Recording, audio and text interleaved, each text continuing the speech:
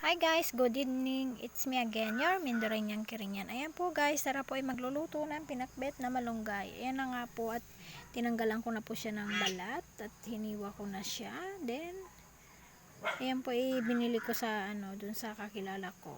Ayan, kumakain po ba kayo ng bunga ng malunggay? Comment daw naman po dyan sino mga kumakain ng bunga ng malunggay.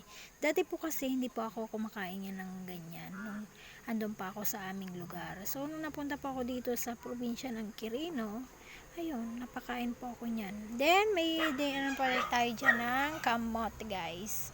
Ayan, 3 pirasong kamote is enough na po yon para sa amin. At 4 na pirasong kamatis guys. So yung ating bunga ng malunggay ay may 4 yan, mga 80 pesos siguro. Ayan, kaya na pong maggisa ng sibuyas, bawang at kamatis. At ilagay na natin ang kamote at sunod na natin ang bunga ng malunggay. Ayan guys, o diba napakaganda ng kulay niya guys.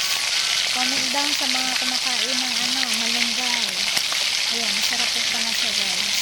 Hindi lang nakatikim yan dito sa probinsya ng habibi ko. Ayan guys, so malapit nang maluto ang ating pinakbet na malunggay. So, ayan na nga po. Kumukulo na siya at malapit na siya dyan maluto guys. Ayan na guys, hanggang dito na lang po ang cooking show natin for today's video. Naway panoorin niyo po ng buo ang aking cooking show at mga long form. Thank you for watching.